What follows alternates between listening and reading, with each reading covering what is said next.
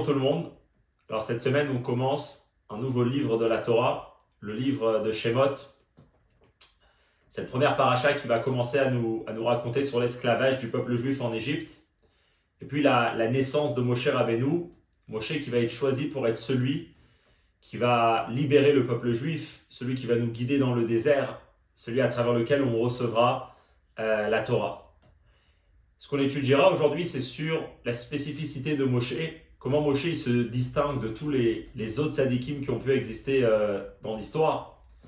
C'est une fameuse sikha du Rabbi, un fameux discours du Rabbi qui est imprimé dans le Likutei Sichot Chelek Ravav, le 26e volume de Likutei Sichot. C'est la première sikha du volume. Comme tous les sichot connus, souvent ils sont connus dans l'idée générale, mais pas dans les détails. Donc c'est le but de ce cours, d'étudier cette sikha, chaque paragraphe, dans le temps limité qu'on a, mais essayer de comprendre chaque idée qui est discutée dans cette sikha, une sikha très forte. Alors on commence dans le Seif Aleph. Odot Yom Ledat Moshe Rabbeinu, au sujet du jour où Moshe Rabbeinu est né, qui est le 7 du mois de Hadar. Amrou Chazal les Chachamim nous disent Shebitul Gzerat Haman ayakashur bischut amiyuchedet shebeyom ze, que l'annulation du décret de Haman est liée à un mérite spécial que ce jour-là a. Haman qui a voulu exterminer hommes, femmes et enfants en un seul jour, quand il va inciter toute la population de tuer ses connaissances juives, la Gemara nous raconte la chose suivante. Voilà ce que la Gemara raconte dans Masechet Megillah. Tana, la Braïta nous enseigne Kevan Shenafal pour Bechodesh Hadar. Haman a fait un tirage au sort pour savoir quel jour va être destiné pour le jour où on va exterminer tous les juifs. Et son tirage au sort l'a sorti dans un jour du mois de Hadar. Et sa mère Haman Simcha Gdola, c'est alors que Haman se réjouit d'une grande joie. Amar, et il dit Nafali pour, j'ai eu le sort m'a amené, Beyareach à un mois, Shemet Bo Moshe, dans lequel Moshe il est mort, dans lequel Moshe est décédé. Donc a priori Haman qui cherche à faire du mal au peuple juif, et il voit que dans ce mois-ci, c'est aussi la date de la disparition de Moshe qui a priori, en tout cas pour lui, quelque chose de négatif. Il se réjouit, il trouve ça comme un signe pour son plan qu'a priori va être réalisé contre les juifs. Mais là, la Gemara continue. Il y a une chose qu'Haman ne savait pas. C'est vrai que le 7 Hadar est le jour de la date de la disparition de Moshe, que Moshe a quitté ce monde. Mais c'est aussi le 7 du mois de Hadar que Moshe est né. Et donc, a priori, il ne savait pas ça. Et c'est ce qui va faire plus tard que le peuple juif, au contraire, vont être sauvés. Et c'est toute l'histoire du miracle de la fête de Purim, où c'est les juifs qui vont prendre le dessus, et c'est Haman qui va être exterminé. Sur cette Gemara-là, où Pirej Rashi commente. Kedai aleda shetechaper alamita. C'est quoi le 7 Hadar? Moshe il est né. Elle est assez forte, la naissance de Moshe, pour pouvoir nettoyer, arranger la mort. Ça, c'est les mots de Rashi. Rashi dit la naissance de Moshe qui a eu lieu le 7 du mois d'Adar, c'est elle qui a corrigé, c'est elle qui a effacé ce que la mort de Moshe aurait pu amener ce jour-là. Bepashut, a priori, d'une façon simple, Kavanad Rashi Bazel et Yachef Koshi Bedivra Gemara. Pour Rashi commente ce qu'on vient de commenter maintenant. C'est parce qu'après Rashi veut répondre à une question qui peut se soulever lorsqu'on lit la Gemara. Pourquoi? On apprend dans la Gemara qu'Haman il trouve le jour du décès de Moshe comme quelque chose de négatif et il est content. Qu'est-ce que la Gemara est répondant? Mais il ne savait pas que c'était aussi ce jour-là que Moshe est né. Alors après une question. C'est vrai que le 7 Hadar, ça a une qualité très forte, que c'est le jour que Moshe est né. Mais c'est aussi le jour où Moshe est mort. Et donc la question se pose, en quoi la naissance de Moshe est plus forte que sa disparition de ce monde? Car que pour cela, que la chose indésirable, que la chose négative qui existe ce jour-là en tant que le jour du décès de Moshe sera effacé, sera enlevé grâce à ça, que c'est le jour de la naissance de Moshe. Oui, la Gemara est en train de dire que c'est un jour qui est négatif pour les Juifs, que c'est le jour du décès de Moshe. La Gemara dit oui, mais Haman il ne savait pas que Moshe est né. Et alors c'est Moshe il est né. C'est-à-dire que maintenant on a une chose positive et une chose négative. En quoi la naissance de Moshe est plus forte et plus importante, que c'est elle qui va impacter et que finalement le sort du peuple juif va être, comme on le connaît, le miracle de Purim. Et c'est ça que Mevaer Rashi. Et c'est ça que Rashi vient nous expliquer et nous dire non, c'est pas qu'ici on a deux choses, une bonne et une mauvaise, ils sont l'un contre l'autre. C'est qu'il y a quelque chose de plus fort dans la naissance que par rapport au décès. Et c'est pour ça que c'est lui qui a réussi à impacter et à prendre le dessus. Qu'est-ce que Rashi nous dit? Kedaya Leda, la naissance elle est assez forte. J'étais chaper à la mita, qu'elle va être mechaper. On traduit, pardonnez, mais comme là, c'est pas exactement la bonne traduction. À la mita sur la mort. C'est quoi l'idée? Aleda, elle est mechaperet. C'est quoi le mot kapara? C'est mekanachat, ça veut dire essuyer. Kapara, Rashi nous dit dans Parashat Vaishlach, c'est la chaîne qui noir ve'avara, c'est de nettoyer, d'effacer, d'annuler. Rashi dit comment il faut comprendre la naissance de Moshe. C'est la naissance de Moshe qui a effacé et qui a annulé. Les choses négatives qui existent ce jour-là, en tant que le jour du décès de Moshe qui a prouvé quelque chose de négatif, il faut comprendre qu'une naissance, elle est encore plus forte. Et c'est comme ça que Rashi comprend. Et c'est pour ça que la naissance a pris le dessus et le peuple juif a été sauvé. Donc ça, c'est une mara intéressante. Rashi comprend cette mara qui vient nous apprendre que la naissance de Moshe est plus importante et arrange et efface tout ce que la mort de Moshe aurait pu amener. Et bien sûr, la grande question, elle est, s'il y a une chose qui impacte une autre, c'est plus la mort qui impacte la naissance que la naissance qui impacte la mort. C'est la logique qui est plus, c'est le contraire qui est plus logique. Alohamita, c'est quoi un décès? C'est Baalei Achar Haleda, c'est ce qui vient après la naissance. Une personne naît, il vit sa vie, et à un certain moment il quitte ce monde. C'est sa mort, c'est ça qui annule le fait de la naissance. Quand la personne elle est née, elle existait, et une fois qu'il quitte ce monde, dans la façon comment Dieu a créé ce monde, parce que maintenant sa naissance elle est annulée, elle n'existe plus. Velo leheper, et pas le contraire. Donc comment Rashi peut comprendre cette Gemara? Que c'est quoi que la Gemara dit que Aman ne savait pas que le 7 Adar Moshe il est né, et donc c'est ça qui a annulé tout ce que le 7 Adar avait de négatif en tant que jour que la mort de Moshe a eu. C'est a priori la naissance est venue avant et c'est la mort qui vient après la naissance. Ok, ça c'est une question logique, ça veut dire comment Rashi comprend une naissance et un décès, que c'est plus la naissance qui impacte le décès et pas le décès qui impacte la naissance d'une même personne.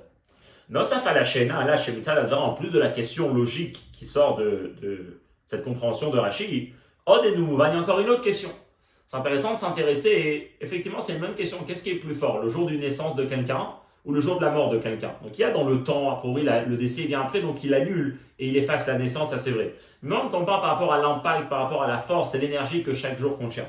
Alors, quand on voit par rapport à ça, on voit quelque chose d'intéressant.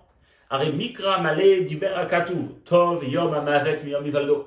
Shlomo Amelech dans Kohelet, dans l'Ecclésiaste, il écrit clairement, il dit meilleur est le jour de la mort que le jour de la naissance.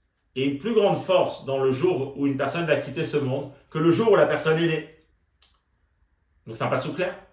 C'est quoi la raison? C'est me voir le Midrash, j'ai expliqué dans le Midrash une raison logique. Ki beyom shenolalbo en adam yodea mamasa. Parce que le jour où une personne est née, et même si ça va être le plus grand sadique, mais le jour où il est né, on ne sait pas encore quelles vont être ses actions, quel chemin il va prendre. Donc pour eux, quand une personne est née, il n'y a rien du tout qui existe de lui, il y a juste une naissance de quelqu'un. Mais quand on arrive au jour où un sadique quitte ce monde, à nous yodim, on sait très bien, on le voit et on le réalise, que chez Yad Samina Olam et Shalom, que cette personne a quitté le monde en paix, c'est-à-dire que chez Beyad au Torah ou Maasim Tovim, quand il contient avec lui de la Torah et des bonnes actions. C'est une idée simple. Lorsqu'une personne est née, alors il est comme tout le monde, il n'y a rien du tout qui existe encore. Par contre, quand la personne il quitte ce monde, il a tout son vécu qui était là, et à la fin de sa vie, on peut voir qu'effectivement ici, il y a une grande personne qui a quitté ce monde, il y a un tzaddik qui a quitté ce monde, et c'est maintenant où il prend son statut de tzaddik. C'est pas seulement dans la loge, il n'y a pas seulement ce pasouk. En particulier, si on rentre d'après la chassidut, d'après le sens plus profond des choses, qu'est-ce qui se passe le jour du décès de quelqu'un? Le frère en particulier, et fille, Bio Rabbeinu Hazaken, selon ce qu'il explique l'Admour Hazaken. Quand là-bas, il explique la grande élévation qu'un tzaddik atteint le jour de son décès. Et il dit que chez Az, qu'est-ce qui se passe le jour où une personne quitte ce monde, un tzaddik? Kol ma'asav ve'torah tova vodato. Tout l'œuvre que ce tzaddik a créé, toute la Torah qu'il a enseignée, et tout le travail, tout le service de Dieu, Asher Avad Bal Kol Mechayal qu'il a eu pendant toute sa vie.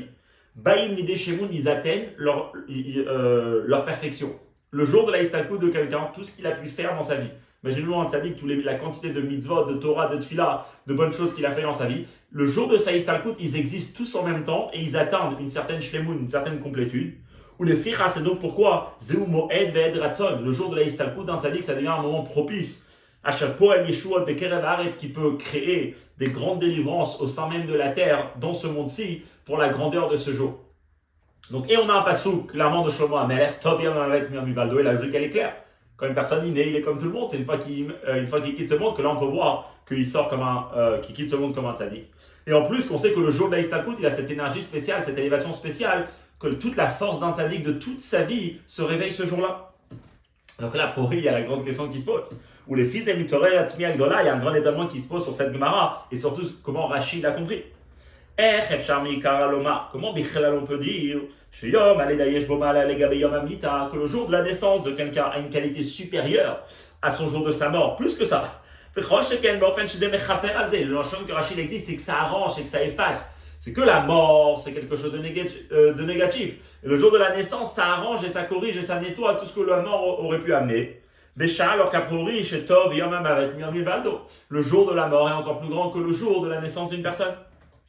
Au Bifrat, en particulier, l'effet Adgashat al-Midrash, selon ce que le Midrash il insiste là-bas, que chez Beyom Aleda, El Makom les Simcha.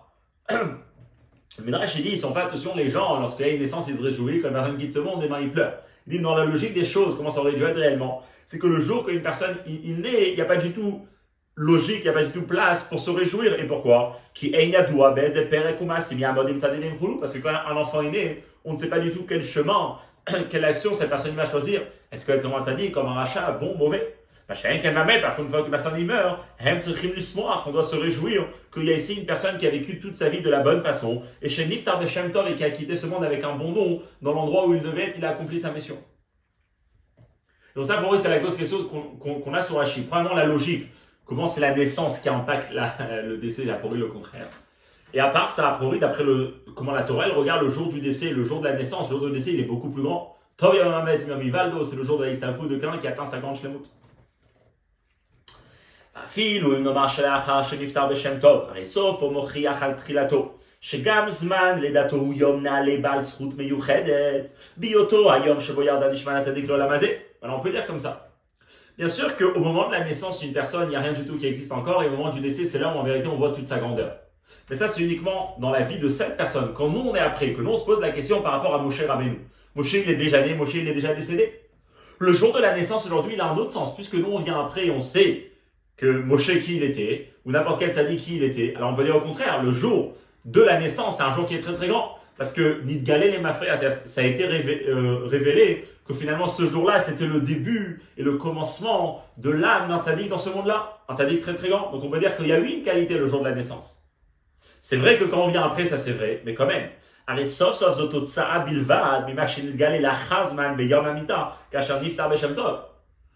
ça c'est vrai, mais la grandeur de la naissance, c'est uniquement parce qu'il s'est révélé le jour du décès. Une fois qu'il y a eu le jour du décès, que là ça s'est prouvé que cette personne a quitté ce monde comme un tzaddik, là on apprend sur la grandeur du jour de la naissance. Et donc, si c'est le jour du décès qui apprend sur la grandeur que maintenant on sait qui a existé déjà depuis le moment de la naissance, le moment de la naissance ne peut pas être plus grand que le moment du décès. Or, dans l'histoire de Rachid, il a l'air de comprendre que ce que la Gemara est en train de nous enseigner, c'est que malgré qu'il y avait le décès de Moshe, la naissance de Moshe, elle a réparé et elle a effacé ça, ce qui est a priori problématique. Maintenant, le Rabbi va poser une autre question. En plus des deux questions qu'on a, et d'après la logique, et d'après le sens plus profond, par rapport au jour de la naissance et au jour de la mort, sur l'explication de Rachid, c'est même une question qu'on doit avoir a priori dans la Gemara elle-même. Pourquoi?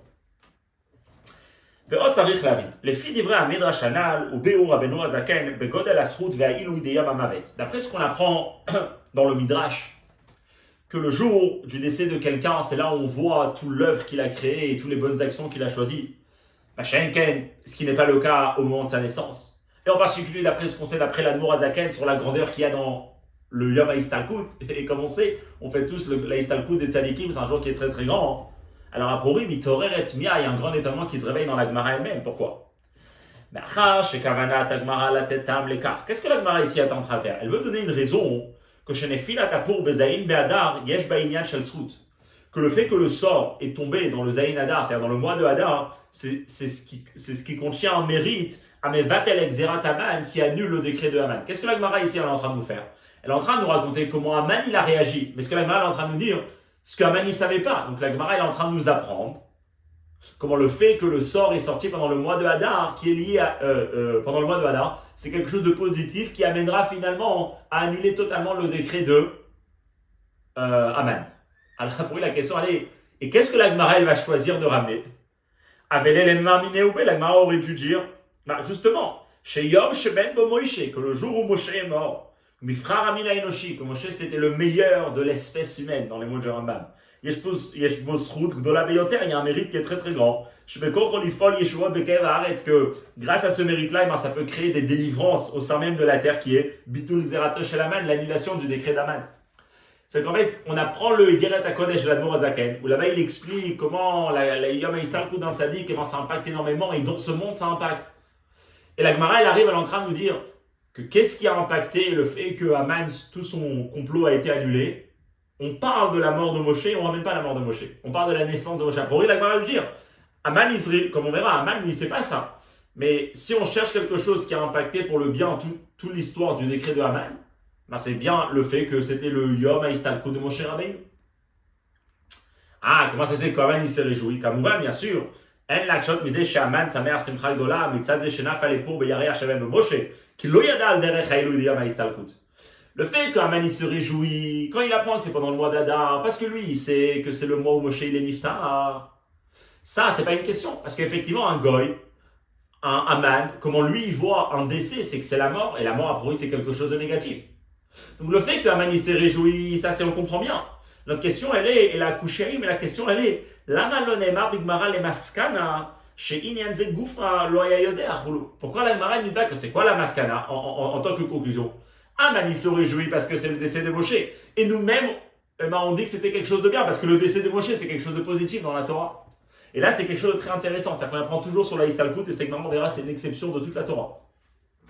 Toujours on apprend quand sur le lien de la Histalkut c'est quelque chose de positif qui agit et qui impacte tout le peuple juif qui est resté dans ce monde. Il y a une Gemara qui arrive par rapport à l'histoire de Purim.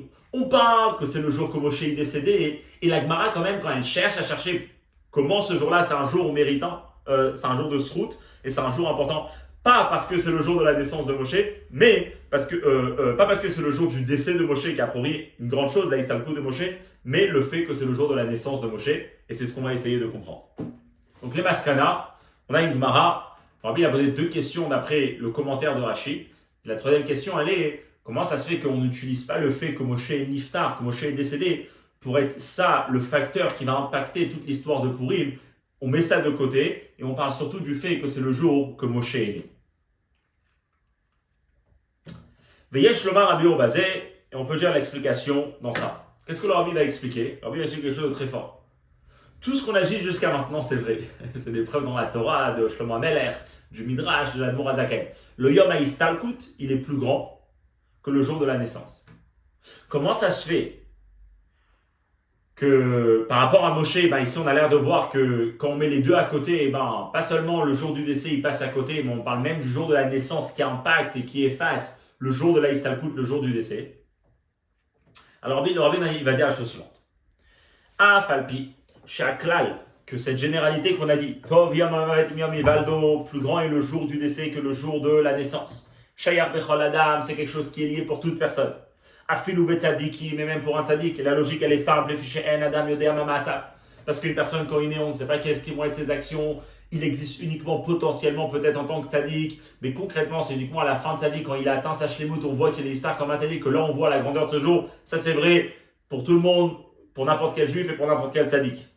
Mais Moshe, c'est une exception à cette règle. Pourquoi? Parce qu'on verra que Moshe a quelque chose de spécial. À sa naissance, il y a quelque chose de spécial qui se passe. Quelque chose qu'on ne peut pas voir chez les autres, parce qu'effectivement, un tzaddik, il naît comme tout le monde, en tant qu'un bébé normal, et seulement plus tard qu'après, il évolue. Mais parce que le Moshe, parce qu'à la naissance de Moshe, on a le passage dans le paracha qui nous dit va tere oto kitovu. Quand Yocheved, elle donne naissance à Moshe, la Torah, elle nous dit, et Yocheved, la mère de Moshe, elle voit qui tov ou qu'il était bon. Donc déjà, il y a quelque chose qui existe, qui s'appelle que Moshe, il est bon, il est tov. Et c'est pas seulement qu'il est bon spirituellement, en tout cas d'une façon cachée. Moshe, il est bon et sa mère, elle arrive à le voir. Et alors, ou que Pirouche, Razal Bezé, la Gemara, elle commente, c'est quoi qu'elle a vu qu'il était bon, qu'est-ce qui s'est passé? C'est parce que chez Bécha, chez Nolad Moshe, au moment où Moshe Rabbeinu est né, Nitmale Abalit Kulo Or, la maison entière se remplit de lumière. Aïnou, c'est-à-dire, chez Techef Keshenolad, immédiatement, déjà au moment de sa naissance, et Irbe Moshe, éclairé en Moshe, or Ashrina, la lumière de la Shrina, la lumière divine, la lumière de Dieu. Beofen, d'une telle manière, chez Eir et Abaïd Kulo, que Moshe il a pu éclairer toute la maison avec cette lumière de la Shrina que Moshe il avait. Et ça, c'est quelque chose d'intéressant. Toujours quand on parle du Yom HaLeda, du jour de la naissance, et du moment de l'Aïstalkout, l'Aïstalkout elle est plus grande parce que l'Aïstalkout, c'est là où personne, il arrive à sa shlemout, c'est là une personne, on sait comment il est sorti comme un tzaddik, c'est ça qui va ramener, comme la Zaken il explique, ça va être un très grand jour avec tout ce que le tzaddik il a créé existe à ce moment-là et d'une manière beaucoup plus forte, c'est vrai. Et Moshe, on voit que quand la Torah nous décrit sa naissance, elle nous parle déjà de quelque chose de spécial. Moshe est né, et il a la Shrina avec lui, et la Shrina elle est tellement présente chez lui qu'il arrive à impacter toute la maison. Et ça c'est intéressant. Klomar, c'est-à-dire, c'est vrai qu'à la naissance de chaque juif, que ce soit son niveau plus tard, Tzadik, Racha Benoni,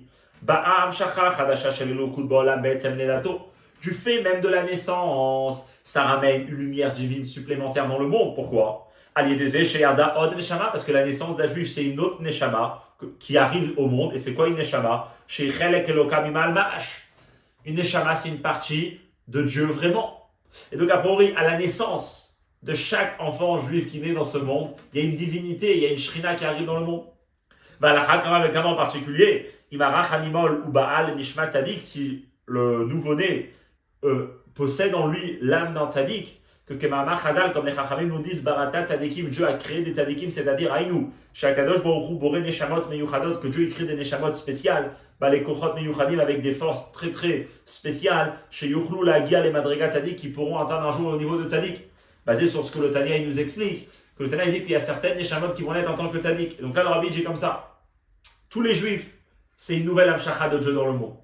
Et tous les tzadikim, qu'une personne née tzadik, c'est-à-dire née avec ce potentiel de devenir tzadik, avec ses grandes forces, au moment où il arrive dans le monde, c'est sûr qu'on parle d'un impact qui est créé dans le monde. Dieu arrive dans le monde et Neshama arrive dans le monde. Ok. Mais ça, c'est vrai, mais d'un autre côté, Arebenogé, Aliché Arbene Israël, en ce qui concerne tout le reste du peuple juif, En Makom Lomar, il n'y a pas lieu de dire que chez Mishat Lidatam, que déjà depuis le moment de leur naissance, on peut déjà parler d'une notion de lumière et de révélation. C'est-à-dire, la lumière, c'est qu'il y a quelque chose qui existe et aussi se projette sur son entourage, il se manifeste. Chaque juif, il a une neshama, et donc chaque juif qui arrive, il a une neshama à l'intérieur de lui, et même si c'est un tzadik, il a une neshama qui est encore beaucoup plus forte, avec beaucoup de force, c'est vrai.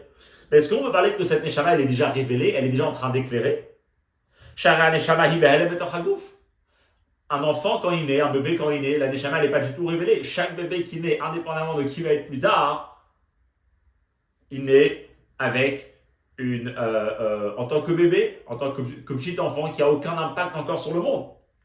Vegilouy or a neshama. Et la révélation de sa neshama, même si la neshama qui est très très grande à l'intérieur de lui, talou, il dépendra, bebiro, veziko, chagouf, alédé avoda, de son service de Dieu, que quand cet enfant il va grandir, en fonction de comment il va lui et comment il va travailler sur soi, que chez Kerosh et aussi Adam, Zeko, Adam et Goufo, plus une personne il va rajouter dans le raffinement de son corps et d'en permettre que son corps soit un keli, soit un récipient pour la neshama qui est à l'intérieur de lui. Car Yelech Vidgal et Or Neshama, c'est comme ça que plus et plus la lumière de sa neshama pourra éclairer. Vayada et à travers son propre travail, et Or Eloki Baolam, cette lumière de sa neshama pourra éclairer le monde entier. En d'autres mots, un enfant inné, c'est une neshama qui arrive dans le monde, mais tout ça c'est complètement caché. Ce qui est révélé, c'est un bébé, un être humain classique comme tout le monde.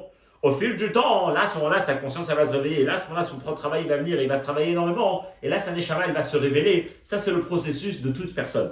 Et c'est d'ailleurs pourquoi la reine le jour du décès est plus grand que le jour de la naissance. Parce que tous les forces spirituelles avec lesquelles chaque homme juif naît et reçoit au moment de sa naissance, c'est quelque chose qui existe uniquement potentiellement. Personne ne sait où vont amener ces actions de cette personne, parce que toute personne qu'on est, on est tous au même niveau. Mais c'est comme qu'on peut parler que toutes les forces de la personne se sont manifestées et ils ont atteint leur perfection. Rak Beyamama va être uniquement le jour du décès. Quelque chose de logique qui existe, c'est tout le monde. C'est pour ça que c'est basé ce passouk Tov Yamama va être Miyom Ivaldo. Mais quand on parle par rapport à Moshe, il y a quelque chose de spécial. Immédiatement quand il naît, la maison entière se remplit de lumière. Kvar beota sha'a, déjà à ce moment-là, aya or ameir vepol ou vegaloui. La lumière de sa neshama existe en tant que lumière, en tant que quelque chose qui existe et qui est déjà manifesté dans sa personne et autour de lui. Ve'at kedekar, à un tel point, sheir l'orak be'atzmo, c'est pas seulement que sa neshama était présente à l'intérieur de lui et s'exprimait à l'intérieur de lui, mais la gab babaïd, même dans la maison, ve'at shenibale kol abaïd kulor, jusqu'à comme, selon certaines girsaot, toute la maison entièrement était remplie de la lumière de Moshe. Là, le rabbi il soulève quelque chose de très intéressant, ce qui veut dire qu'on voit quelque chose de spécial avec Moshe. Tous les autres tzadikim, malgré toutes les forces qu'on reçoit de Dieu, c'est le travail de chacun qui va l'amener où il va l'amener. Et même si Dieu il aide, même si Dieu il envoie des forces, ça va dépendre au fil du temps où la personne va arriver. Mais au départ, à la naissance, chaque bébé, il pleure, il mange, il dort, il fait comme tout le monde.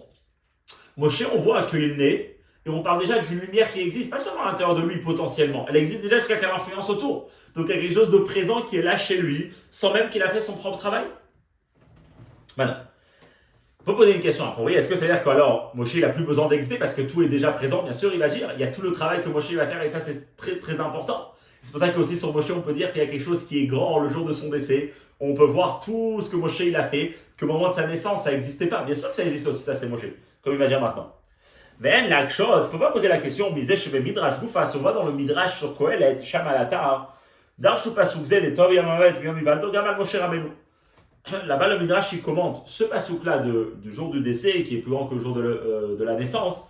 Alors, le Midrash il dit que ça fait référence aussi à Moshe Rabbeinu. Aïnou, c'est-à-dire, chez Gambe Moïse, aussi chez Moshe, Yesh Ilou, Yamavet, les Gabe Yamivaldo, il y a une élévation le jour du décès par rapport au jour de la naissance. Bien sûr que c'est vrai aussi chez Moshe.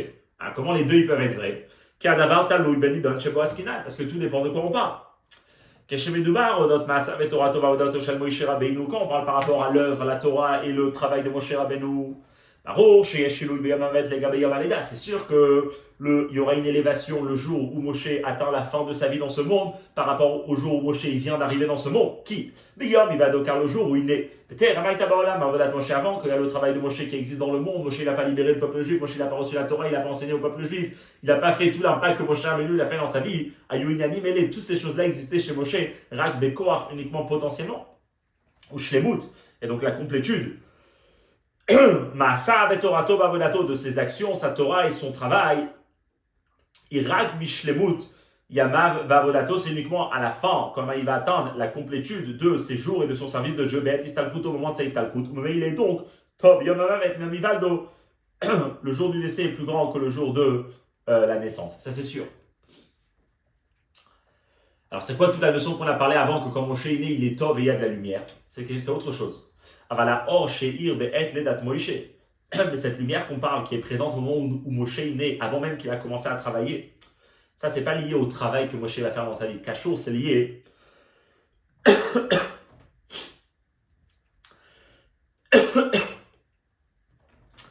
Kashour, c'est lié les Etzem Nishmat Moshe, à l'essence même de l'âme de Moshe, les Koach de Nishmat Moshe, à une force de l'âme de Moshe qui existe indépendamment de son travail. C'est quelque chose qui existe chez Moshe et qui ne dépend pas du tout du travail personnel que Moshe il fera dans sa vie, dans l'influence de son âme sur son corps. C'est pour ça qu'on peut parler que cette chose-là existe déjà et concrètement, manifestement, au moment de la naissance de Moshe, avant même qu'il a commencé à travailler. Dans d'autres mots, il y a deux choses dans Moshe. Il y a ce que Moshe il est, indépendamment de tout ce qu'il va faire dans sa vie, le Etzem, l'essence même de Moshe. Et ça, c'est quelque chose qui ne dépendra pas de tous les grandeurs et le grand travail que Moshe va faire sur soi-même et les niveaux que Moshe va atteindre toute sa vie, c'est le Etzem de Moshe. Et donc, c'est pour ça que c'est quelque chose qu'on peut parler qui existe déjà au moment de la naissance de Moshe. Et il y a après toute la vie de Moshe, toute la grandeur qu'on connaît sur Moshe Rabbeinu, de tout ce qu'il va faire dans ce monde. Ça, effectivement, ça va être beaucoup plus grand le jour où Moshe va quitter ce monde, où il aura ramené tout ça concrètement dans ce monde. Alors, mais quand on parle par rapport au Etzem, à l'essence même de qui Moshe il est, par rapport au travail que Moshe il va mener dans sa vie, alors le rabbi dit comme ça. Ve'inyanze ça, ce Etzem de Moshe qui se révèle au moment de sa naissance, enora kilui gadol yoter ma'elui anal demavet. C'est pas juste une plus grande élévation et un plus haut niveau que ce qui se révélera et ce qui se manifestera le jour du décès de Moshe. Et la yeter alken, c'est plus que ça. Kedai aleda sheter haper alamita, c'est carrément cette chose-là qui se passe au moment de la naissance de Moshe qui enlèvera cette chose négative qui va peut-être exister au moment du décès de Moshe. Et ben, ce qui s'est passé à la naissance de Moshe, que le Etzem de sa Neshama, le Or de Moshe s'est révélé, ça impactera que même s'il y aura quelque chose de négatif, comme on verra au moment de la Histalkut, ça l'enlèvera complètement. Et c'est de ça que Rashi nous parle. En résumé, la construction de la Sikha, elle est très simple. Dans le Seif Aleph et Bet, le Rabbi a posé des questions par rapport à la Gemara. À partir du Seif Gimel, le Rabbi met au clair que quand on parle de Moshe Rabbeinu, ça dépend de quoi on parle.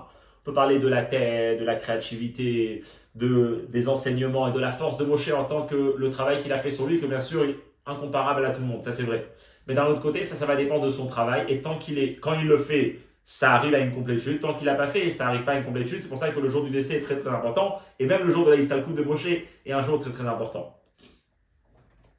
Mais d'un autre côté, il y a aussi autre chose chez Moshe. Mais quelque part, c'est ça, l'essence de ce que Moshe il est. Et ça, c'est déjà présent au moment de la naissance de Moshe parce que ça ne dépend pas de qui Moshe va être plus tard dans sa vie. C'est tellement fort cette chose-là que ça pourra impacter même le jour du décès de Moshe, comme on verra à la fin de la Sikha.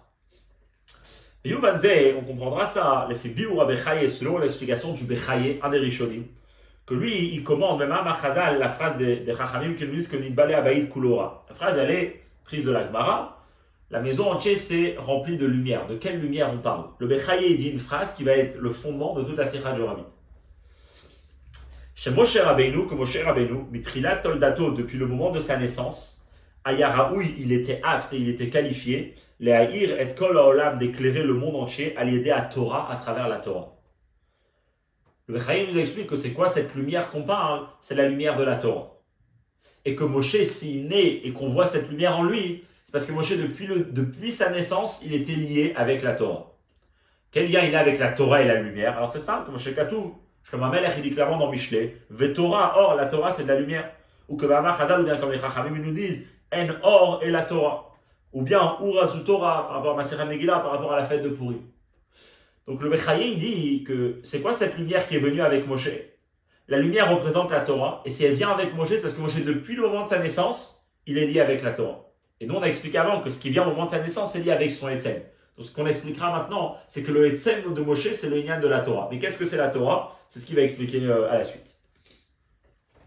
Vous êtes besoin de l'en comprendre. Shatroun, Adenishmas Moïse, que la qualité spécifique de la Neshama de Moshe, Mitrila Toldato, c'est-à-dire quelque chose qui existe déjà au moment de sa naissance, donc qui ne dépend pas de son travail, mais c'est quelque chose qui l'est, c'est l'essence même de Moshe. Pour comprendre c'est qui Moshe, c'est quoi l'âme de Moshe, c'est en réalité, il faut comprendre la Torah. Parce que Moshe, depuis le début de sa naissance, il est lié et il est attaché fortement à ce que la Torah est. C'est d'ailleurs pourquoi on va voir que Moshe, toute sa vie, ça va être la Torah. Ça va pas être parce que c'est quelque chose qu'il a atteint par son propre niveau, c'est parce que c'est qui il était depuis le départ. Vezekufa ou atam, ça même que Moshe depuis le départ il est lié avec la Torah, ça va être ça la raison qu'on dit sur Moshe, que chez Nathan Nafsho Alea, que Moshe il a donné toute sa vie pour la Torah, Hacha Torah Nikret Hashmo, jusqu'à qu'on peut dire que la Torah est appelée au nom de Moshe, comme le prophète. Malachi dit, Zichru Torah Moshe a dit, souvenez-vous de la Torah de Moshe mon serviteur. On appelle la Torah au nom de Moshe. Alors bien sûr, Moshe c'était lui l'intermédiaire, c'est lui qui a enseigné la Torah. Mais la Torah, c'est la Torah de Dieu. Comment on voit ce lien qui est tellement fort dans la Torah avec Moshe, c'est là qu'on peut appeler la Torah de Moshe? La réponse, elle est comme ça. Parce que la liaison et l'union de Moshe avec la Torah, enodavar nosaf aletzametziuto. C'est pas quelque chose d'en plus par rapport à ce que Moshe il était, c'est-à-dire quelque chose qui viendra Moshe plus tard par son propre travail. La majorité de tout le reste du peuple juif, tout ce qu'on a, c'est quelque chose qui viendra plus tard, par ça qu'on va se travailler, qu'on va acquérir. La Torah elle a été donnée à chaque juif, mais il y a le juif, il y a sa personne, après plus tard il acquérit. Moshe Rabbeinu, son lien avec la Torah, il ne commence pas comme ça. Le lien de la Torah avec Moshe Rabbeinu, c'est que depuis le départ, il est attaché avec la Torah. Et la Nishmato Mitzad Etzem Aouta, du fait même de son existence, Raoui Lahir et Kol Haolam Aleda Torah est qualifié pour éclairer le monde à travers la Torah, car d'une telle manière, chez Atzmiut de Moshe, que l'essence même de Moshe, Imetziut Achat et la Torah, ça fait une seule chose et une seule entité avec la Torah. Et donc si on veut comprendre Moshe, il faut comprendre la Torah. Une phrase qui était très forte, un chidouche du Bechaye, qui bien sûr, il nous montre sur la grandeur de Moshe, qu'on essaiera de comprendre maintenant. Qu'est-ce que c'est la Torah? Et donc comme ça on comprend qu'est-ce que c'est Moshe, et qu'est-ce que c'est cette lumière qui existe déjà depuis le début, au moment de sa naissance.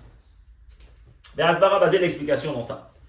Amrou Chazal, les Chachamim nous disent En Emet et la Torah.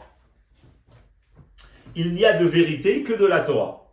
C'est-à-dire, Inyan à Torah ou Emet. Qu'est-ce que c'est la Torah? La Torah, c'est Emet, la vérité. Alors, à quoi on fait référence quand on dit que la Torah, c'est la vérité? והתוכן האמיתי דאמת אינו רק שלילת ההפך האמת qui est שקר.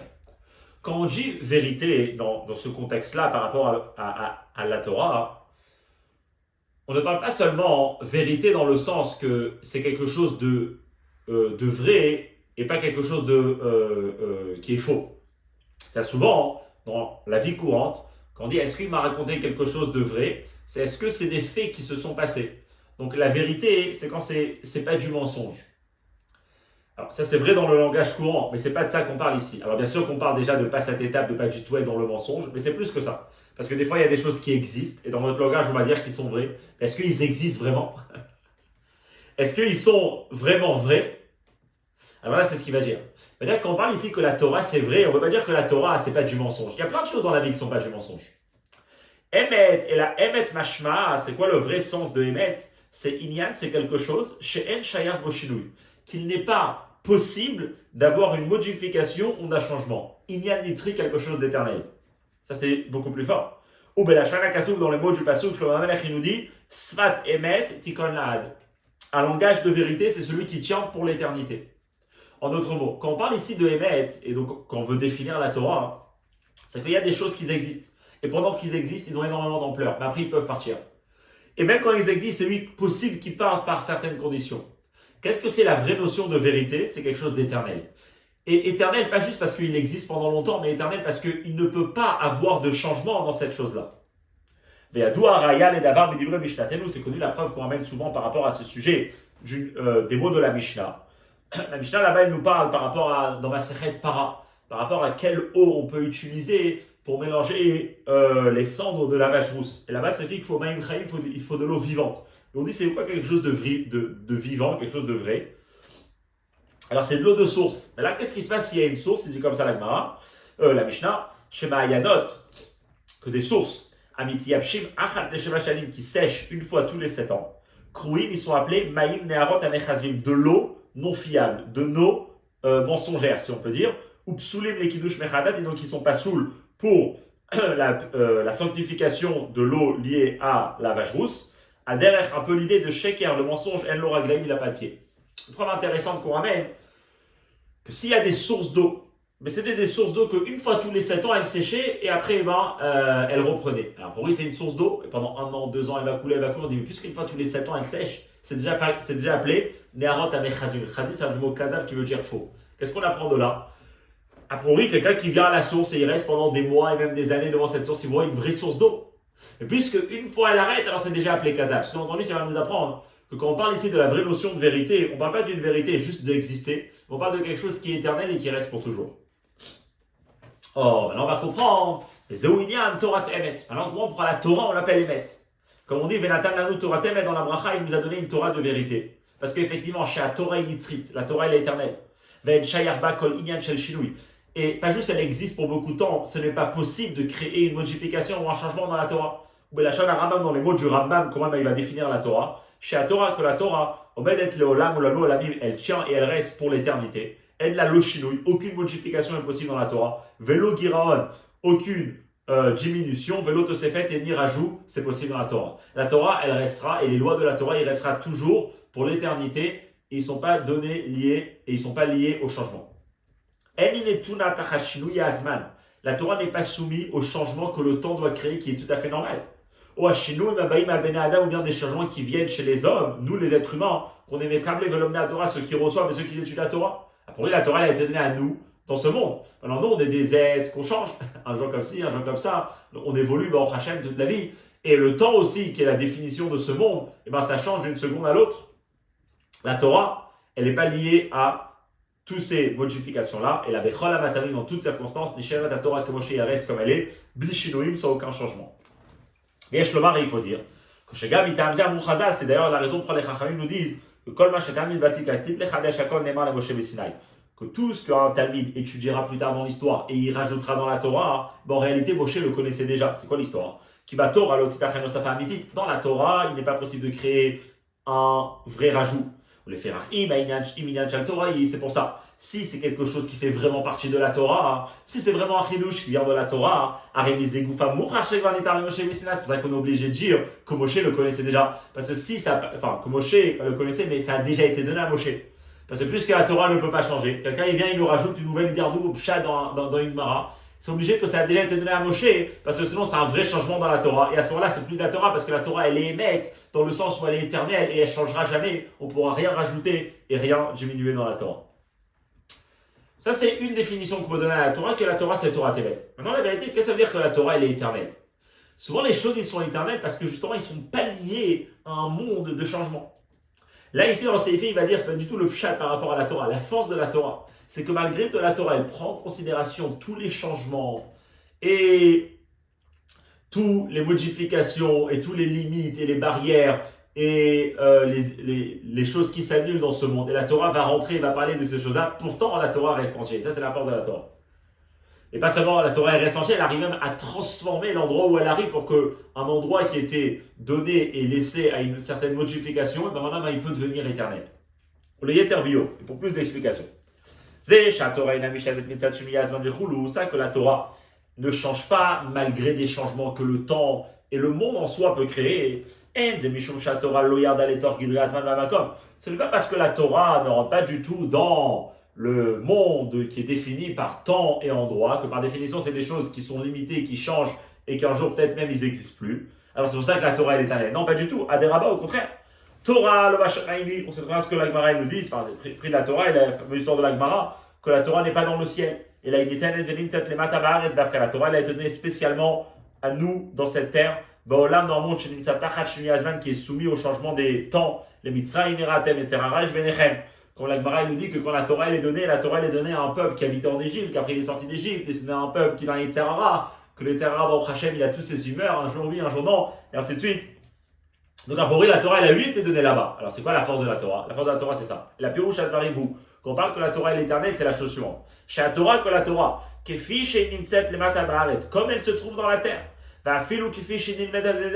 Même si la Torah sera apprise par quelqu'un qui est impur, donc son corps, dans laquelle la Torah elle rentre dans son intellect, et bien son corps il est impur pour différentes raisons, comme là-bas la Gemara elle discute. Pourtant la Torah qui est en lui ne sera pas modifiée, ne sera pas changée. Et ça, c'est la force de la Torah. Et la preuve, les quatre. C'est quoi la preuve que la Torah c'est quelque chose de vérité? Misé chez la Torah, c'est du fait que la Torah, c'est que la Torah elle reste avec la même entité, la même ampleur, la même grandeur, dans tout endroit et sous toute condition. Que même quand la Torah se trouve dans un endroit, dans une situation qui est limitée par le temps, par l'endroit, qui en soi, ils sont lui laissés et amenés à une modification, à un changement, qui est le contraire de la vérité. Même là-bas, la Torah elle reste éternelle sans aucun changement. Ça, c'est la force de la Torah. Ou que dire-t-il? C'est d'ailleurs comme on ramène souvent ce passouk-là dans la Chassidoute, comme on dit dans le Teilim, Ve'emet Hashem le'olam, que la vérité de Dieu, elle existe dans le monde. Sha'inyan de'emet Hashem.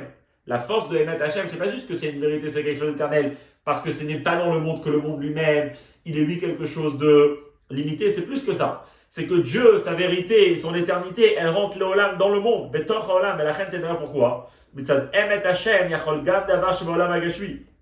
Mitzad le Emet de Dieu, il est possible que même quelque chose qui appartient au monde matériel, qui est Alma de Shikra, un monde de mensonges, un monde qui est lui amené à plus exister, et bien quelque chose de ça, la force, les émettes d'Idusha peut se transformer et devenir à quelque chose de la vérité, de la sainteté. Qu'est-ce qu'on a vu dans cette première partie du Seifé? Que la Torah, c'est le Inyan de Emet. Emet, c'est le Inyan de Nitzriut. Et la force de la Torah, c'est que c'est Nitzri, pas parce que c'est en dehors du monde qui est soumis à Zman ou Makom, mais c'est que la Torah, elle rentre dans tout ce qui est défini par temps et endroit, que par définition, c'est quelque chose qui change et qui se modifie. Et pourtant, la Torah, elle rentre là-bas, elle existe là-bas, et pas seulement ça, elle peut même transformer à un tel point que quelque chose de matériel peut devenir quelque chose de kadosh, de quelque chose de émet, qui est lié avec le Emet Hashem. Ça, c'est l'impact de la Torah. On verra que la Torah, c'est un impact pas seulement dans des objets du monde, dans des choses du monde, même sur l'être humain. L'être humain en soi, il fait aussi partie de tout ce qui est la modification. On change tout le temps, jusqu'à qu'une personne, après un certain moment, il va quitter ce monde et il meurt. Pourquoi? Parce que plus le temps il avance, et plus il a changé, jusqu'à qu'il n'a plus la force de rester dans ce monde. Le corps ne contient plus, le corps a changé, l'âme a changé, et à ce moment-là, c'est le décès. La Torah, elle a la force de venir, et pas seulement d'être éternelle elle-même, mais puisqu'elle rentre dans la personne, elle peut réussir à créer l'éternité à l'intérieur de la personne pour que la personne vit éternellement. Comme ça, il va dire. Et on veut dire, ça, c'est l'explication. Parce que les Chachamim nous disent, chez Bishat, Matan Torah, qu'au moment de Matan Torah, Nif alaïnyan de Charut ala Luchot, Cheut Malachamavet. Là-bas, le Midrash commente, c'est écrit que les Luchot étaient gravés, Charut. Charut, c'est du mot Cheut, qui veut dire liberté. On dit qu'au moment de Matan Torah, on a eu une liberté de l'ange de la mort. Les Juifs, au moment de don de la Torah, ils ont reçu cette force qu'ils vont vivre éternellement. Du fait que la Torah était donnée au peuple juif en bas. L'éternité de la Torah est maintenant rentrée dans le corps juif. Qu'en étant des âmes dans un corps, que le corps en soi, c'est un être qui est présent, mais qui est nifsal, qui se perd et qui s'use, si on peut dire, jusqu'à qu'à un certain moment, après, il n'existe plus, qui est toute la notion de la mort. C'est par ça que la Torah elle a été donnée au peuple juif. Mais à ce moment-là, qu'est-ce qu'il y a eu? Yesh bahem chaim nitzrim. Le juif peut atteindre une vie éternelle. Cherut malach mavet, la liberté de l'ange de la mort. Ah, pour lui, c'est pas comme ça. C'est pas comme ça parce qu'après, il y a quelque chose qui a empêché ce comme ça d'exister. Et la chalédé cheta egel, à cause de la faute du veau d'or, nid batel haïnyan. Ça s'est annulé. Cette liberté qu'on a eue de l'ange de la mort, de ne plus mourir, de vivre éternellement en tant qu'une âme dans le corps, parce que le corps est complètement soumis à l'éternité de Dieu, c'est quelque chose qui est parti à travers la faute du veau d'or. Pourquoi? Pour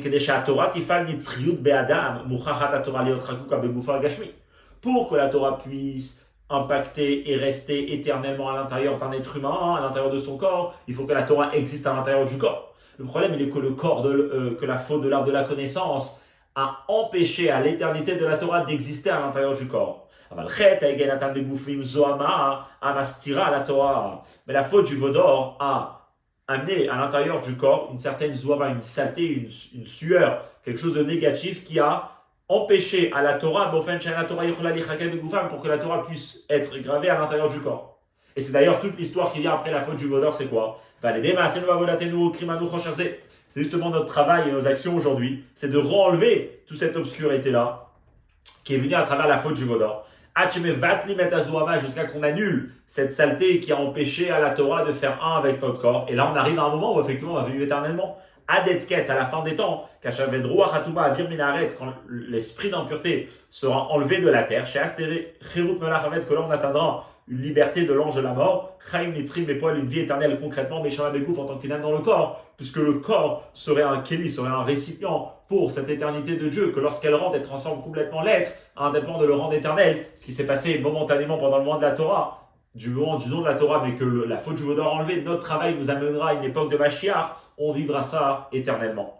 Donc là, jusqu'à là, c'est Dalet He, on a compris qu'est-ce que c'est la Torah, le lien de Nitriut, et créer la Nitriut dans la chose où la Torah elle arrive, quand même quelque chose qui est sous les changements de Zman Makom, de temps et endroit, la Torah ramène l'éternité là-bas pour que ça dure pour toujours. Une fois qu'on a compris c'est quoi la Torah, c'est que c'est le lien de Emet, c'est quoi le lien de Emet, alors maintenant on comprendra pourquoi on a dit que Moshe, selon le Bechaye, depuis le moment de sa naissance, il était apte à éclairer le monde avec la Torah, parce que Moshe c'est la même idée.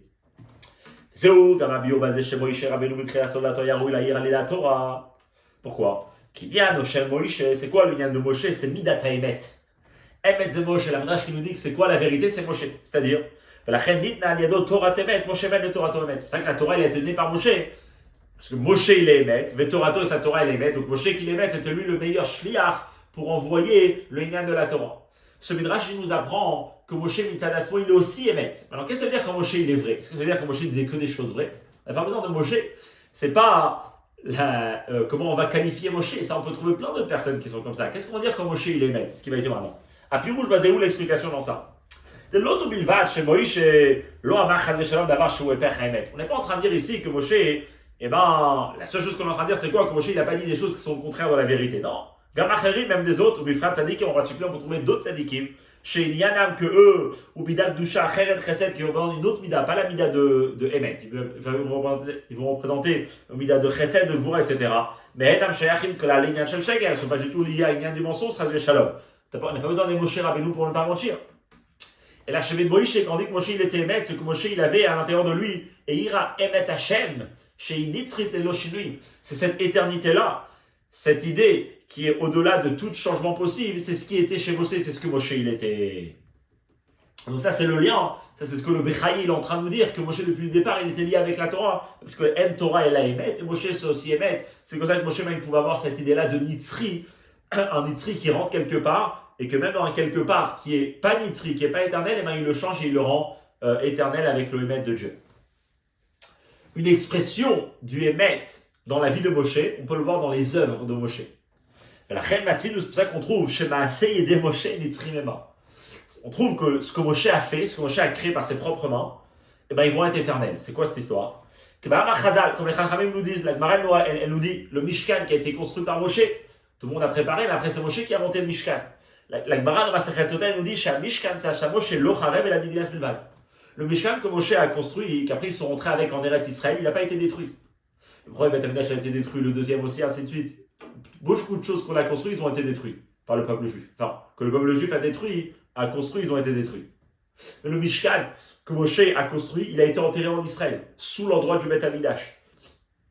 Et il y a une autre mara dans ma Masechet Guma qui nous dit que ce Mishkan de Moshe, il tiendra pour toujours, il ne va pas pourrir, même quand pourrir c'était du bois, et le bois qu'on va laisser dans la terre, après il va pourrir, la Gemara l'a dit, il restera pour l'éternité. C'est quoi cette idée-là?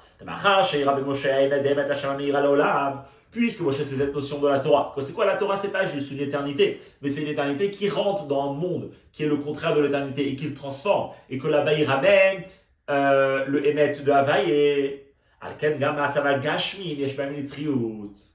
c'est pour ça que Moshe aussi dans sa vie, dans les actions matérielles de Moshe, dans ce que Moshe il a construit, que ça c'est la Gashmiout, que par définition c'est lié à quelque chose qui va se modifier. Le bois, normalement, que Moshe il a construit avec le Mishkan, il aurait dû se modifier, il aurait dû pourrir, et que ça après plus exister. Et puisque Moshe c'est la notion de Emet Hashem Leolam, alors c'est pour ça que Moshe il a réussi à faire, c'est pour ça que le Mishkan de Moshe il reste éternel pour toujours. Alors, si on peut parler par rapport aux œuvres de Moshe, que Moshe, son inyan, c'est de ramener le Emet Hashem dans le monde matériel, dans la matière, et de le transformer, quelque chose qui est normalement, il se perd, et ben Moshe, il lui ramène l'éternité. Alors là, le rabbi, il va prendre l'idée encore plus loin. Il va dire que si c'était comme ça par rapport aux actions de Moshe, on doit dire la même chose par rapport à la vie de Moshe. Moshe, en tant qu'être humain, il contenait à l'intérieur de lui le Emet Hashem, et donc il faut parler de l'éternité, de la vie de Moshe en tant qu'être humain. Quelque chose de très fort. Donc la plus forte raison qu'il faut dire la même chose par rapport à Moshe lui-même. Et effectivement, c'est Gemara clairement qui le dit. Comme les Chachamim nous disent dans Masechet Sota, Lo met Moshe. Il y a eu un décès, le 7 Adar, c'est fêté en tant que le jour de la Istalko de Moshe. Mais pourtant la Gemara nous dit Lo met Moshe, Moshe n'est pas mort. Et donc, et que quoi? Que Malé Allah Nomad ou Meshamesh, le même. Que pendant sa vie, il était là, il servait le peuple juif. Afka Nomad ou Meshamesh, même maintenant, il est encore là en train de servir le peuple juif. Qu'est-ce que ça veut dire que Moshe n'est pas mort? Voilà ce que la Gemara ici, elle est en train de nous apprendre quelque chose de nouveau par rapport à Moshe. C'est pour lui le fait que même qu'une personne il quitte ce monde et qu'on appelle ça mourir, mais il continue à vivre, c'est pas lié seulement à Moshe. On parle beaucoup de ça déjà par rapport à d'autres tzadikim. De façon générale, on sait très bien ce qui est écrit par rapport aux tzadikim, que même une fois qu'ils meurent, eh ben, ils sont encore appelés vivants. Et bien sûr, c'est lié avec toute l'idée que beaucoup de fois, on limite la vie uniquement à la respiration, à manger, boire, à la vie humaine. Alors que la vie, elle est bien plus grande que ça. Donc déjà, la Gemara dit qu'un tzaddik, même une fois qu'il meurt dans le langage des êtres humains, en réalité, il continue à être vivant. Plus que ça, mais il est teramiso, plus que ça. Rabbi Noazaken l'explique longuement dans sa fameuse Igret HaKodesh qu'on a mentionné au début de la Sikha, que chez tzaddik, nimtsa ba'olam hazeh, la'achar ptirato od yoter memechaya, que n'importe quel tzaddik, une fois qu'il a quitté ce monde, dans le sens où on parle de la mort, où il y a eu un décès, etc., et bien en réalité, il est encore plus présent dans ce monde matériel que pendant le moment où il était vivant. C'est quoi qu'il est plus présent? Il dit comme ça. La vie d'un tzaddik, c'est pas une vie de chair, c'est une vie spirituelle. Il dit, qui était ce tzaddik? C'est le fait qu'il mangeait, le fait qu'il buvait, c'est pas dans ça que tu pouvais définir tzaddik, ça c'est tout le monde qui a. La vie d'un tzaddik, c'était sa vie spirituelle. sa croyance en Dieu, son amour pour Hachem, sa crainte, tout ce qu'il a créé dans ce monde spirituel. Maintenant, et cette vie spirituelle du tzaddik, ils ne vont pas quitter le monde juste parce que son âme a quitté son corps. Il y a peut-être eu une séparation entre les deux, mais quelque chose de spirituel qui quelque chose de saint ne peut pas complètement être enlevé dans l'endroit où il était. Au contraire, d'une certaine manière, on peut parler que l'ampleur de sa vie spirituelle d'un certain point de vue, il est encore plus fort que pendant le moment où il vivait dans ce monde. Parce que quelque part, sa vie spirituelle, pendant que la personne vivait dans ce monde en tant qu'être humain, elle était limitée à son corps et à ce que le corps peut créer comme limite par rapport à une vie spirituelle. Par contre, une fois que le corps n'est plus lié à sa vie spirituelle, puisque le corps il a été enterré, le corps il a été quitté, il a été séparé de cette âme, alors cette âme elle continue à exister, et même encore plus sans les limites que le corps pouvait lui mettre. Ça c'est ce que l'Admor Azaken explique. Pour lui, ça c'est vrai pour tous les tzadikim, pour toute personne, que dans sa vie n'était pas juste une vie de chair et de sang, une vie liée à la matière, mais une vie plus spirituelle, que ça c'est pas quelque chose que la mort peut l'enlever. Mais pourtant, on ne trouve pas que par rapport aux autres tzadikim, il y a cette formulation de dire qu'il n'est pas mort. Et la Moshe Bilvat, c'est uniquement dans Moshe, ou bien aussi chez Yaakov, comme il expliquera dans le Seifret, comment aussi dans Yaakov c'est écrit cette phrase et qu'elle veut dire. Moshe dans Masechet Sota, Yaakov dans Masechet Tanit, comme il ramène les sources en bas. Qu'est-ce que ça veut dire que Moshe n'est pas mort? C'est après tous les tzadikim, leur vie spirituelle, elle continue à exister. Et qu'est-ce que la Gemara vient nous dire? Mais tu sais, par rapport à Moshe, il faut apprendre qu'il n'est pas mort. Alors, il dit, voilà l'explication. Bishéar tzadikim, tous les autres tzadikim, il est à Inyan et Ishtakar Bekulamim, quand on parle de cette notion que le tzaddik se trouve dans tous les mondes, ça veut dire Gamlo Olamazé, qui continue à exister même dans le monde matériel dans lequel nous, les êtres humains, nous vivons. L'âme du tzaddik continue à être là. Et Uboufen, c'est d'une telle manière, Sharuch Niut Shelahem Iba Olamazé. Leur spiritualité, c'est-à-dire leur vie spirituelle d'attachement à Dieu qu'ils avaient dans leur vie, elle continue à exister dans ce monde, car d'une telle manière, que ses élèves, les personnes qui étaient attachées à lui, malgré le décès, ils continuent à être attachés à lui, et ils continuent encore à recevoir de l'influence et de l'aide et de l'attachement du tzaddik qui a quitté ce monde, parce que lui, c'est un être spirituel qui continue à être là avec nous. On est bien d'accord que la vie de ce tzaddik, elle n'est pas liée à la dimension matérielle du monde. À la dimension matérielle, elle était liée lorsqu'il y avait un corps. Là, cette vie spirituelle de cette personne, de cet homme, qui est un homme saint, c'était une santé qui était habillée dans un corps. Là, cette vie spirituelle était attachée dans ce monde, dans la dimension matérielle de ce monde. Mais une fois qu'il meurt, son existence, donc son influence, est uniquement dans la dimension spirituelle du monde, que ses élèves, spirituellement, dans leur croyance en Dieu, dans leur émouna, dans leur attache à lui, ils sont encore attachés à lui et lui les aide encore. Mais dans la dimension matérielle, il n'existe plus. C'est-à-dire que leur vie, qui est une vie spirituelle, il y a eu un certain changement. C'est-à-dire quoi? Qu'une fois qu'ils quittent ce monde, ils ne se trouvent plus encore dans la dimension matérielle du monde dans lequel nous vivons. C'est pour ça qu'on ne peut pas dire chez eux qu'il n'y a pas eu une mort. C'est-à-dire, on ne peut pas dire qu'il n'y a eu aucune interruption, aucun changement, et qu'il y a eu au moins une descente de niveau. Non. Une fois qu'il y a eu le décès d'un tzaddik, il y a eu un grand changement. C'est quoi le changement? C'est que maintenant le tzaddik n'existe plus dans la dimension. Si maintenant une personne, ça veut dire, si maintenant une personne se dit qu'il ne peut plus être attaché à lui, alors là non. Parce que lui, avec tout ce qui est représenté de ses valeurs spirituelles et de son travail, existe encore plus qu'avant. Est-ce que ça existe dans la dimension matérielle du monde? Non, parce qu'il n'y a plus un corps qui contient ça. C'est pour ça qu'on ne peut pas dire l'omède par rapport à ces personnes, parce qu'il y a eu une certaine modification. La mort dans le sens de changement. Alors, qu'est-ce que ça veut dire chez Moshe qu'il n'est pas mort? Là, il y a une très belle explication. Par contre, chez Moshe, on emploie lui le mot il n'est pas mort. C'est quoi l'explication? Puisque la mida de Moshe, c'était cette mida-là de Emet, d'éternité, et pas juste de vérité, en tant que quelque chose de vrai, mais quelque chose d'éternel. Alors il faut dire que la vie de Moshe Rabbeinu, qui est aussi une vie totalement spirituelle, d'attachement à Dieu, mais même cette vie-là divine, mais comment elle était attachée finalement à la dimension matérielle du monde, comme Moshe était vu en tant qu'être humain. Et Moshe, lui, représente l'idée que lorsqu'il y a le Emet, il rentre et il fait partie maintenant de la dimension aussi qui est liée au changement, qu'elle est aussi transformée et qui reste éternelle. Il n'est pas possible d'avoir une mort dans la dimension matérielle de la vie de Moshe. Donc ça reste quelque chose d'éternel, même dans la matérialité de ce monde. Alors qu'est-ce que ça veut dire? Le corps de Moshe, il a été enterré. Dans la Torah, c'est écrit même que Moshe est mort. Alors il dit bien sûr. Mais là, il y a quelque chose de fort par rapport à Moshe. Et Amrou Chaza, les Chachamim nous disent, c'est rapporté dans le Zohar. Et le Mandkani rappelle ça dans le Tanya, qu'il passe tout à débaucher des Choldar Avedara.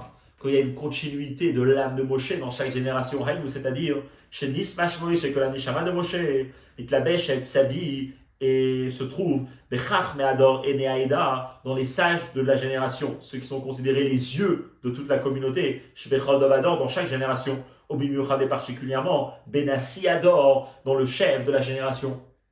L'âme de Moshe a quitté le corps de Moshe, mais elle n'a pas quitté ce monde, elle est revenue dans la dimension matérielle du monde, puisque le Zohar il nous apprend que dans chaque génération, il y a l'âme de Moshe qui continue à être présent de façon générale dans les chefs de la génération, et plus particulièrement dans le chef de la génération. Asher, et c'est ça que le Midrash nous dit, En dor chez En Boke Moshe. Il n'existe pas de génération qui n'a pas un Moshe, c'est-à-dire, Mochach liot Moshe bechol dor vador, il est obligé d'avoir un Moshe dans chaque génération, donc un être humain, dans lequel est habillé la Neshama de Moshe. De cette manière, on peut comprendre comment l'explication de Moshe, c'est vraiment Ve'emet Hashem Leolam, c'est vraiment la notion de l'éternité, puisque l'âme de Moshe continue à exister même dans la dimension matérielle du monde, puisqu'elle continue à être dans un corps. Ah, Moshe. On peut dire c'est pas éternel. Parce que c'est où que, a priori, l'âme de Moshe, qui est Emet Hashem, aurait dû créer cette éternité dans le corps de Moshe. Et le corps de Moshe n'existe plus, c'est un autre corps maintenant qui existe. Alors il dit, puisque la vie d'un tzaddik, ce n'est pas la vie de chair, mais c'est sa vie spirituelle. La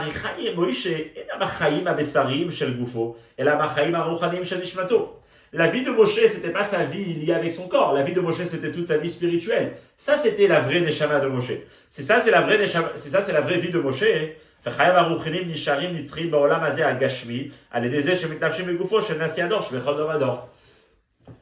La vraie âme de Moshe, que elle a besoin d'être éternelle, c'est pas l'âme de Moshe dans sa dimension biologique qui donnait de la vie au corps de Moshe.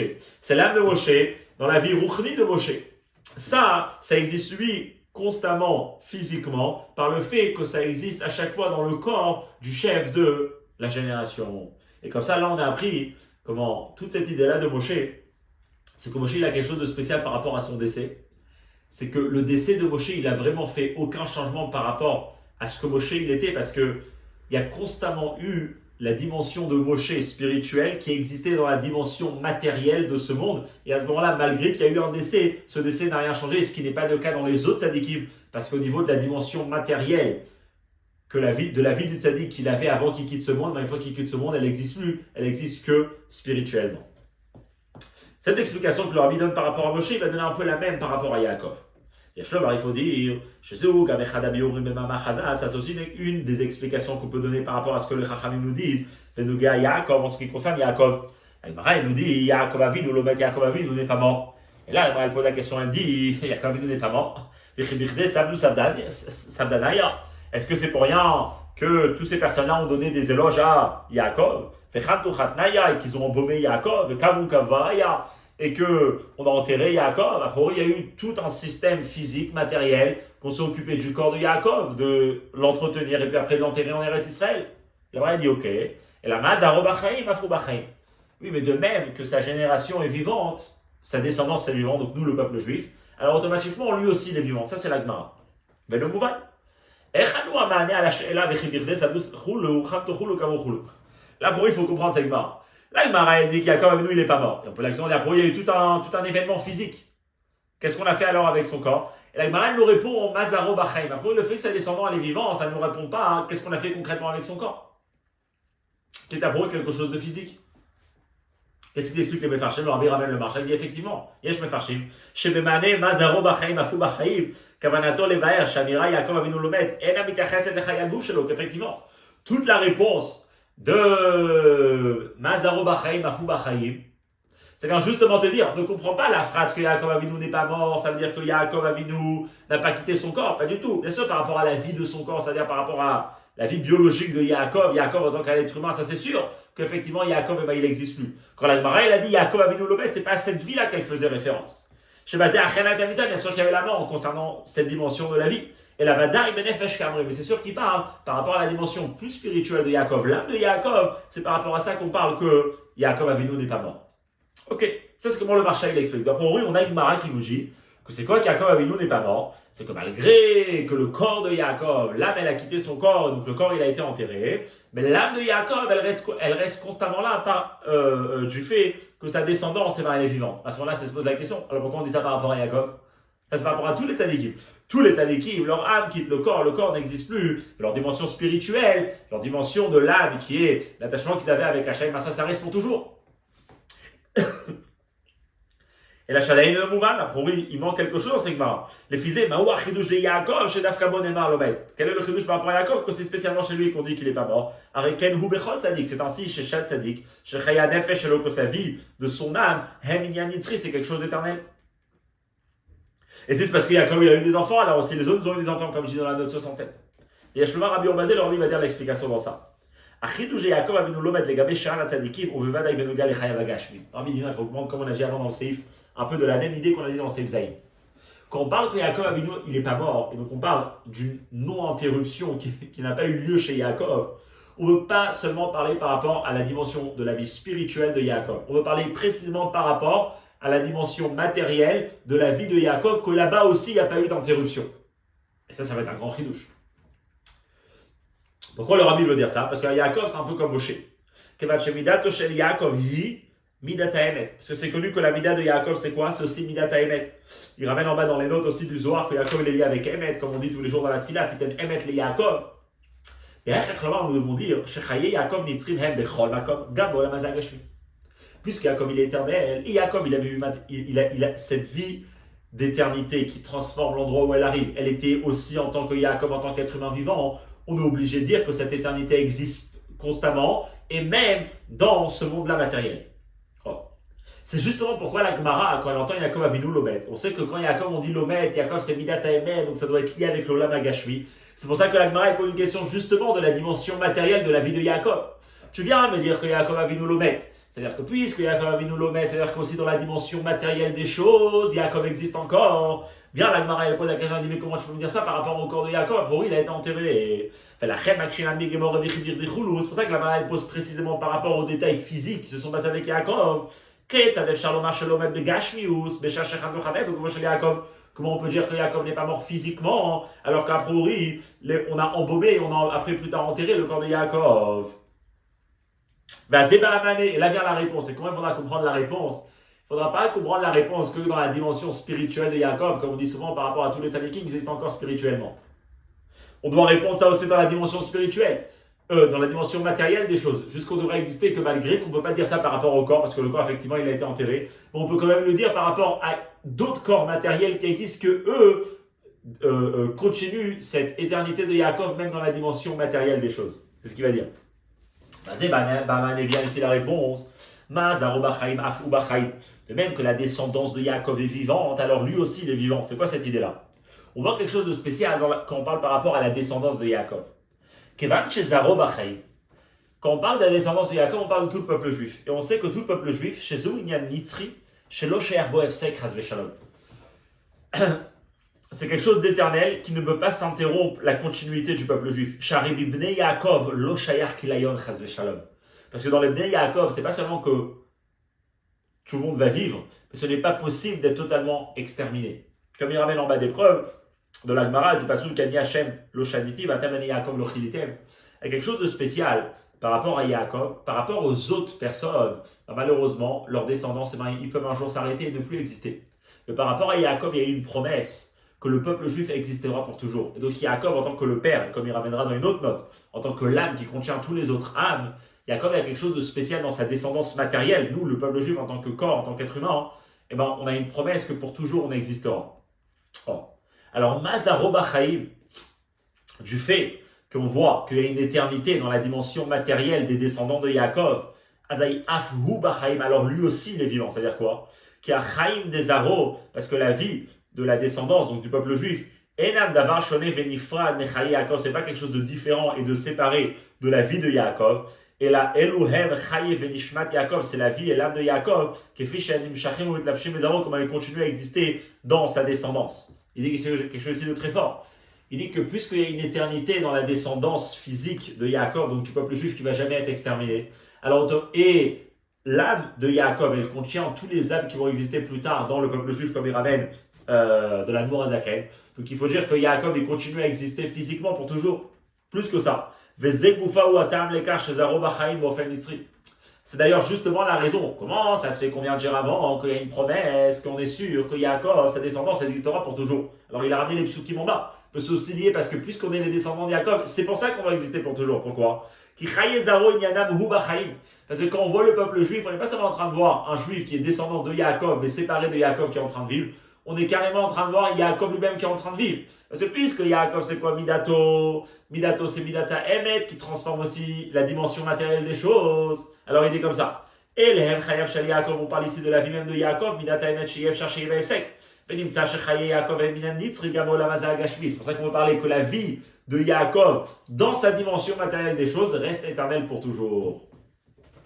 On est parti un peu vite, la sécha est un peu longue. Mais l'idée en tout cas qui sort d'ici, c'est un peu similaire a priori ce qu'il y a avec Moshe et ce qu'il y a avec Yaakov. C'est cette force, c'est de les comprendre qu'ils représentent cette notion de Emet Hashem Leolam, Emet the Torah, c'est pour ça que Moshe aussi est lié avec Emet. Et c'est cette idée que par rapport aux deux, on trouve l'Omet parce que les deux ils représentent Midat Emet. Et le chidouche de l'Omet par rapport à tous les autres tzadikim, c'est à chaque fois et chez Moshe par rapport à Ipashtuta de Moshe Bechol Dara, et par rapport à Yaakov, par rapport au Inyan de Zaro Bachaim, qui a un Inyan qui est éternel. On voit comment il y a cette idée-là de ne pas du tout créer de changement, mais d'exister complètement et pour toujours. De là, le Rabbi reviendra à répondre aux questions. Là, on comprendra qu'est-ce que Rachid est en train de nous expliquer. Donc, il répondra au début du séif aux deux premières questions, et après il répondra à la troisième question qu'on avait tout au début dans le Seif Aleph. Alpi Kolanal, Seif Aleph et Bet. Dans le Seif Aleph et Bet. Alpi Kolanal, selon tout ce qu'on vient de voir, Yuvnu Divre Rashi Benogé, les Moshe, on comprendra les mots de Rashi, les quelques mots de Rashi par rapport à Moshe, que Kedaya Leda Shetechaper à la Mita. A Emet Vanitzrius de Moshe. Cette façon d'expliquer la vérité, et cette façon d'expliquer l'éternité qui est liée avec Moshe, c'est pas quelque chose que Moshe a travaillé pour l'avoir. Quand on parle que Moshe, il doit être Nitzri et il est Nitzri pour toujours. C'est pas quelque chose que lui il a créé, que lui il a eu. Et la Nitzriut de Moshe, elle vient du fait, chez Benishmato et Ira, Emet Hashem. Parce que dans sa Neshama, depuis le départ, était présent et éclairé la vérité de Dieu. Va Hashem Elokim Emet. C'est pas quelque chose que Moshe a créé par ses propres forces. La reine arrêtait c'est déjà immédiatement, au moment de sa naissance, avant même qu'il était à l'âge et aux capacités de pouvoir créer et faire quelque chose de lui-même, et bien déjà, la maison entière était remplie de lumière. La nitzriut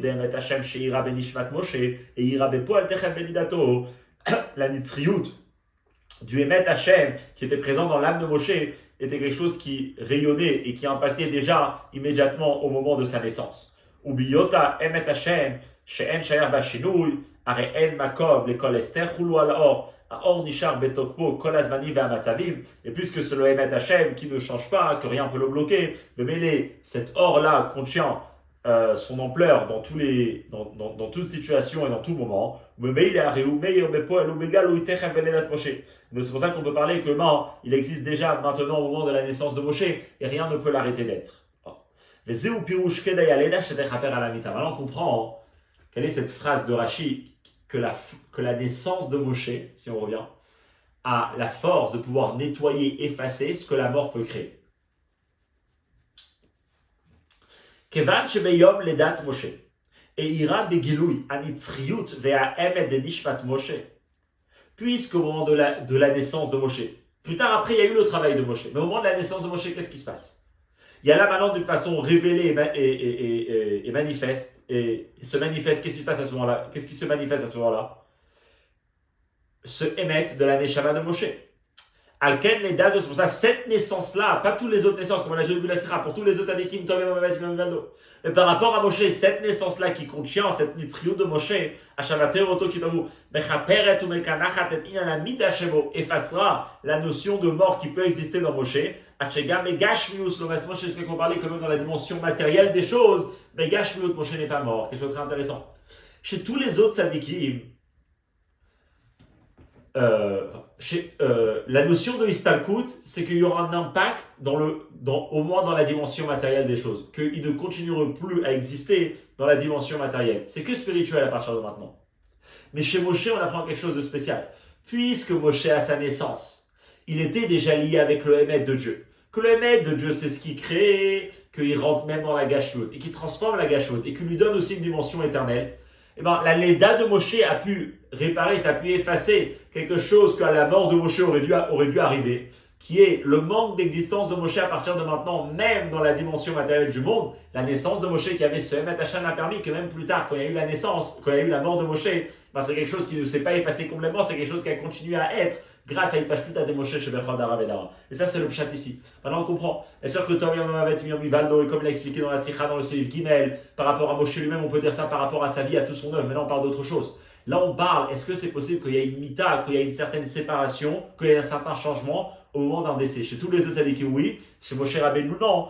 Comment? Grâce à sa naissance, que Moshe, depuis le départ, il est lié avec un Emet Hashem qui transforme complètement la chose, jusqu'à ce qu'il lui donne une éternité, même dans sa dimension matérielle.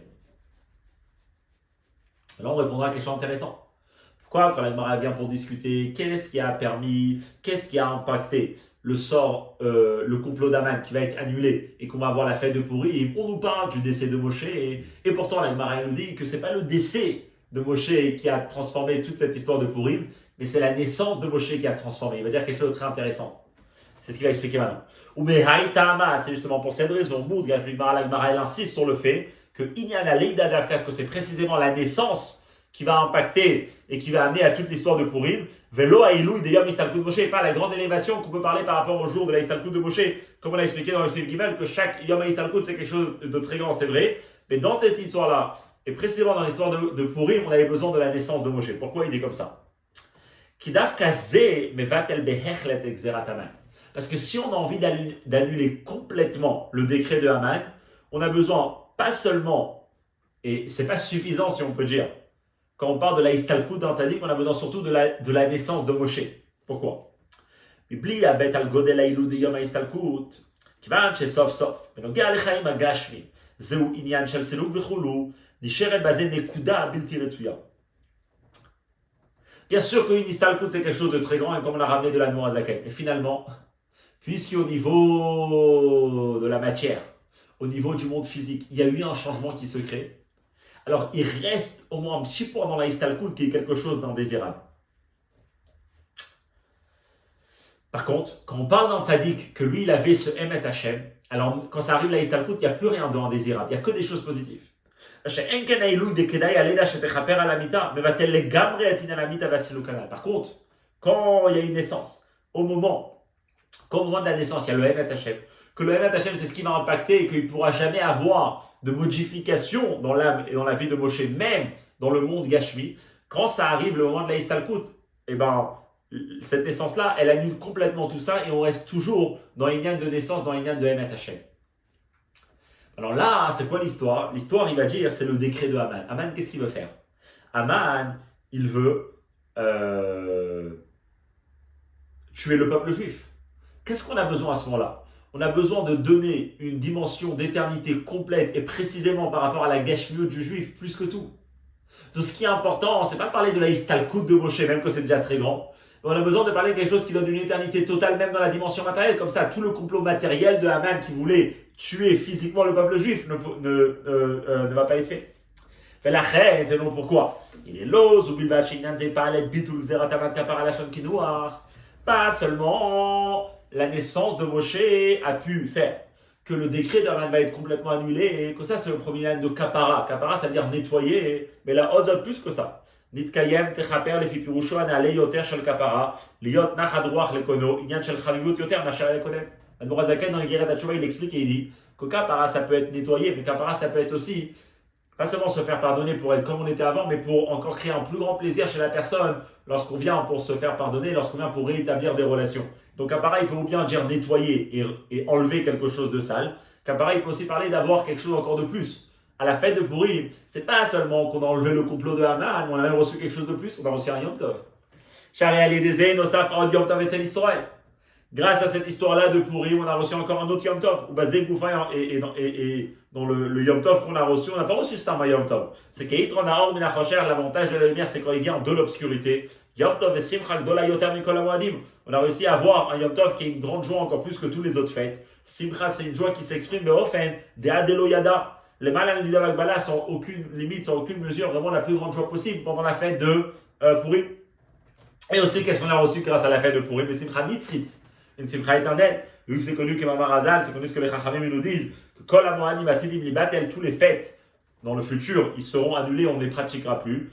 Vima Purim El Amtelin Olam, alors que la fête de Purim, on continuera à la fêter, parce que la fête de Purim, elle est liée à la naissance de Moshe, que la naissance de Moshe, elle est liée à la Nitzriout, c'est pour ça que la fête que Moshe nous a ramenée grâce au fait de sa naissance, que sa naissance ramène le Inyan de la Nitzriout, c'est une fête qui est éternelle, et Purim ne va jamais être annulée.